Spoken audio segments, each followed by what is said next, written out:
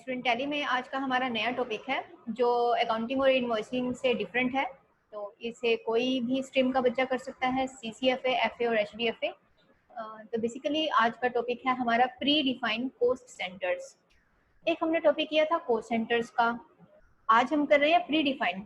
तो somewhere it is related to that. अभी जैसे इसके नाम से पता लग रहा है कि प्री डिफाइंड कॉस्ट सेंटर्स तो हम बनाएंगे ही, लेकिन हम उनको एंट्री करने से पहले उनकी रेट ऑफ परसेंटेज एलोकेट कर देंगे, इनबिल्ट कर देंगे, ताकि वाउचर में उसका जो अमाउंट है वो ऑटोमेटिक आए। चलिए अब देखते हैं इसको हमने करना कैसे है। हम एक एग्जांपल ले लेते हैं कि सपोज कीजिए एम्प्लॉयज की सैलरी का। हम 2-3 एग्जांपल के साथ इसको करेंगे। एक एम्प्लॉय की सैलरी का ले लेते हैं कि अगर उसको एक पर्टिकुलर अमाउंट पे किया जा रहा है तो उसमें कितने रेट ऑफ परसेंटेज उसकी बेसिक सैलरी है, DA, HRA, TA, that means allowances कितने उसको मिल रहे हैं। तो उन सबकी परसेंटेज को मिला के एक 100 बन जाता है। चलिए, तो सबसे पहले आपने करना क्या है, मेन फीचर यस करना है कॉस्ट सेंटर्स का, F11, F11, F1, और यहाँ पे मेंटेन कॉस्ट सेंटर्स का फीचर। अब जैसे कि इसमें ऑलरेडी यस है क्योंकि हम पहले यूज कर चुके हैं, क्योंकि देखिए यहाँ से ना जब मैंने एंटर प्रेस किया तो जंप करके सीधा इस पे आ रहा है और सीधा यहाँ पे। क्योंकि कॉस्ट सेंटर्स का फीचर में क्या होता है, अगर आप इसको वन टाइम यस कर देते हैं और उसके बेस पे एंट्रीज बना लेते हैं तो आप उसको दोबारा कन्फिगर नहीं कर सकते। आप उससे रिलेटेड पर्टिकुलर वाउचर में लेजर में यस या नो कर सकते हैं। तो मैं इसके लिए आपको फ्रेश कंपनी में बता देती हूँ, मच बेटर, या फिर मेरे पास एक और बनी हुई है। ठीक, हमारे पास एक ये भी है जिसमें मैंने कॉस्ट सेंटर्स यूज नहीं किए हुए।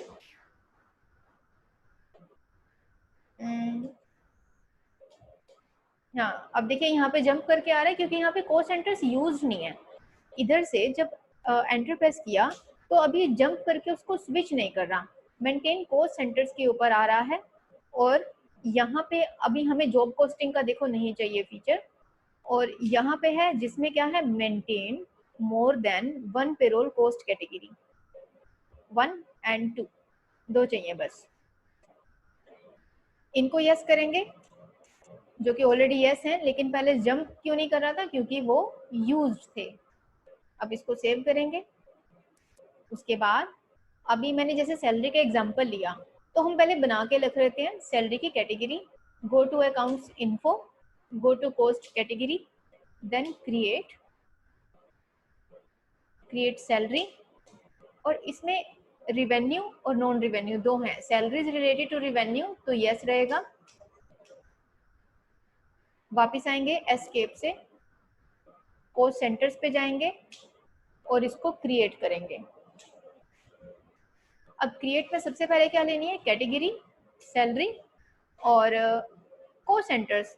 एक हम बना लेते हैं बेसिक, यानी कि जो उसको सैलरी मिल रही है it's a complete amount of salary. उसमें इंक्लूडेड क्या क्या है कि बेसिक अमाउंट कितना है, ये वो पार्ट है इसका। Basic, DA, dearness allowance, HRA, house rent allowance, travelling allowance. तो ये 3 बना लेते हैं। वापिस आ जाते हैं, एक बार कैटेगरी और कॉस्ट सेंटर बन गए, वापिस आ जाओ। अब फिर से अकाउंटिंग वाउचर्स पे आप जाएंगे, F11, F1। अब देखिए यहाँ पे ना एक फीचर और आ रहा है। अब देखिए यहाँ से ना अभी जंप करके सीधा इधर आ रहा है 1 एंटर से। क्यों? क्योंकि हम कॉस्ट सेंटर्स यूज कर चुके हैं, बना चुके हैं। अब यहाँ पे आप देखेंगे use pre defined cost centres allocation in transactions, yes. इस फीचर को यस करेंगे।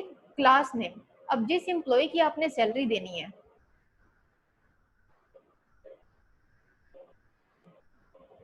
सपोज एम्प्लॉय का नाम लिखा, क्लास नेम में आप कोई भी वो नाम ले सकते हैं जो आइडेंटिफिकेशन के लिए, रिकॉग्निशन के लिए आपको कंफर्टेबल हो।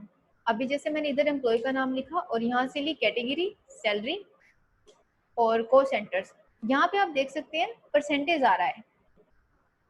तो इधर से वन बाय वन आप उठाएंगे। पहले लिया बेसिक, अब इसमें बेसिक कितना ऐड है, सपोज 50, फिर यहाँ पे डीए, अब बाकी रेशो 50 की आ रही है ना, तो 20, एचआरए 20 एंड टीए 10।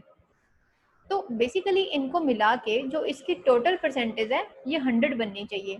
तो जिसमें मैंने बेसिक को 50 रखा है और बाकी 20, 20 एंड 10 रख दिए। परसेंटेज एलोकेट करने के बाद हम इसको सेव कर लेंगे कंट्रोल ए के साथ। अब इसकी करनी है वाउचर में एंट्री। अब क्योंकि एक्सपेंडिचर है, सैलरी पे करना है आपने थ्रू कैश या bank, then you will go to accounting vouchers, then press F5। अब पेमेंट वाउचर में सबसे पहले यहाँ पे क्या आ रही है, कॉस्ट सेंटर क्लास। तो कॉस्ट सेंटर क्लास में हमने क्या लिया था, एम्प्लॉय नेम। एम्प्लॉय नेम में मैंने जैसे P प्रेस किया, इधर से इसका इधर से नाम सिलेक्ट किया। तो जब तक आप इसमें कॉस्ट सेंटर क्लास नहीं लेंगे तब तक आपके रेट ऑफ परसेंटेज वाली एलोकेशन नहीं दिखाएगा। नाम लिया यहाँ पे। अब आपने लेजर भी बनाना है। आपको याद होगा लास्ट कॉस्ट सेंटर वाली क्लास में आपको ये चीज बताई थी कि जिस चीज की कैटेगरी बनती है उसका लेजर भी बनता है। अब हमने कैटेगरी क्या बनाई थी, सैलरी की, तो लेजर भी कौन सा बनाएंगे, सैलरी का। Alt C प्रेस करेंगे और यहाँ से लेंगे सैलरी और यहाँ से indirect expense, and this feature must be yes, cost centers are applicable, yes and save। अब उसको सपोज कीजिए इस प्रीति एम्प्लॉय को जो सैलरी दी जा रही है दैट इज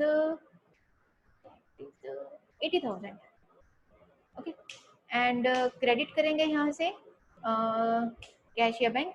अब कैश का नेगेटिव बैलेंस आ रहा है, बैंक से करके देखते हैं पेमेंट। बैंक इसमें बना नहीं हुआ, बना लेते हैं बैंक अंडर बैंक अकाउंट, क्योंकि कैश पेमेंट्स तो कोई नहीं करता, सब बैंक पेमेंट्स ही करते हैं। आप बैंक ही बनाओ। आप जहाँ पे भी अब काम करोगे ना, सारी चेक के थ्रू पेमेंट्स होंगी या फिर उनके ऑनलाइन ट्रांसफर हो रहे होंगे। अब जैसे कि सारा कुछ ही डिजिटल हो गया, क्लास भी आपकी ऑनलाइन लग रही है। Rare are the persons who pays in cash. Opening balance डाल लेते हैं 5 लाख। सी 5 लाख में से 80,000 I have been paid. And अब देखिए आप ना वो परसेंटेज नहीं आ रही है जो हमने एलोकेट की थी 50, 20, 20, just because when you will save the entry. अभी मैं इसको सेव कर रही हूँ, मेरे पास ना एरर आ रही है। सी एरर इज व्हाट, पहले पढ़ें इसको। Error is date can not be the below the financial year beginning date 1 April 2020। देखिए अगर आपके पास इस तरह की एरर आती है, मोस्ट ऑफ द स्टूडेंट्स इस चीज को फेस करते हैं। लैब में भी उनके पास ये चीज बहुत आती है, ये मिस्टेक्स बहुत करते हैं। तो उसको अब आपके पास चांस है रिकवर करने का। इस तरह की एरर के लिए सबसे पहले कंपनी का फाइनेंशियल ईयर चेक करेंगे, क्योंकि मैंने इसमें जो 2 कंपनीज बनाई हैं अलग अलग फाइनेंशियल ईयर से बनाई हैं। वापिस आ जाएंगे गेटवे ऑफ टैली पे, ऑल्ट F3, ऑल्टर कंपनी है 1420 में। गेटवे ऑफ टैली पे इसका ईयर भी ऑल्ट F2 से 1420 to 21 करना पड़ेगा। ये है डेट का मेन इशू। उस फाइनेंशियल ईयर के ड्यूरेशन के अंदर ही वो एंट्रीज हमारी चलेंगी। अब आगे यहाँ पे भी 1 अप्रैल 2020 और यहाँ से आपने एम्प्लॉय का नेम लिया, डेबिट किया यहाँ से सैलरी और यहाँ से लिया 80,000 और क्रेडिट किया मैंने इधर से बैंक एंड सेव। ओके, अब आती है क्लास की बारी। यहाँ से आपके पास कीबोर्ड में एक पेज अप का बटन है, you will press page up, page up, और उससे क्या होगा, आपके वाउचर में ये एंट्री परसेंटेज के साथ आएगी। फाइन, 40,000 का 50%, देन 20, 20 एंड 10, ये हो गई हमारे पास 100% की। एंड अब वापिस आएंगे, एक एंट्री और पास करके देखते हैं।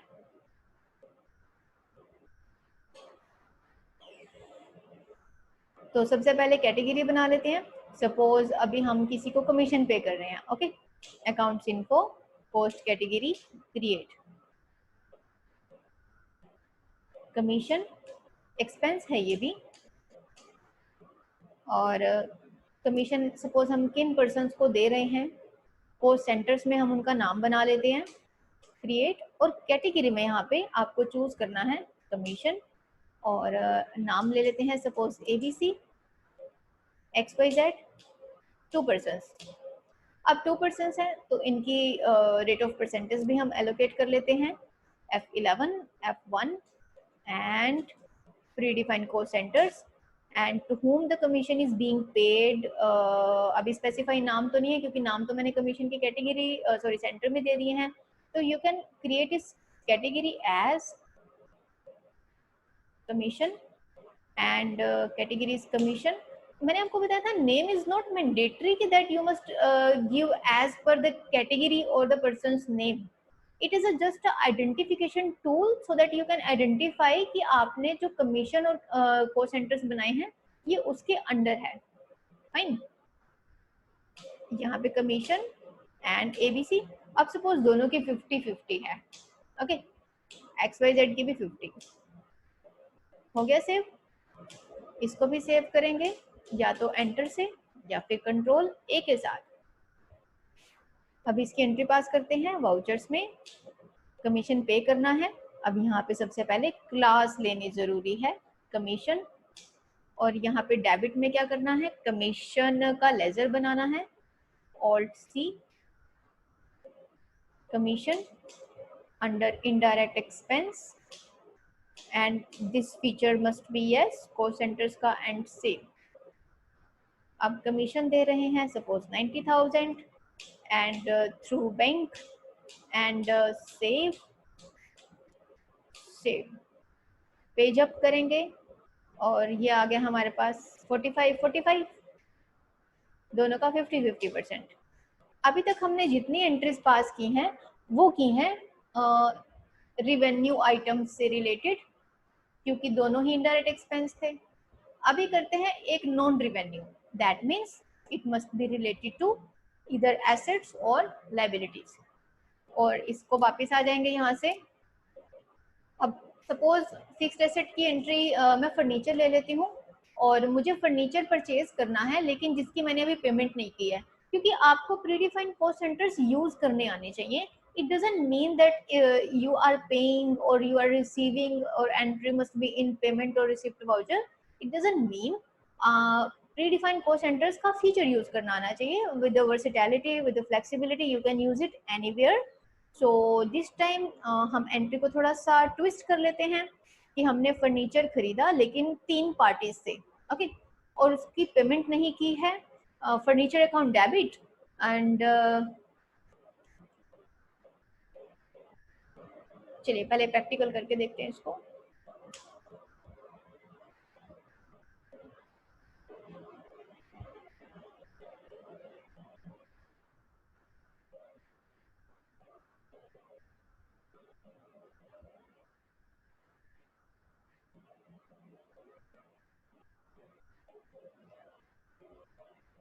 Category and create, suppose furniture, now it is related to non revenue.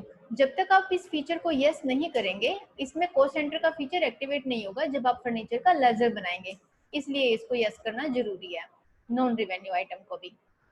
Fine, अभी आते हैं कॉस्ट सेंटर्स पे और इसको करते हैं क्रिएट।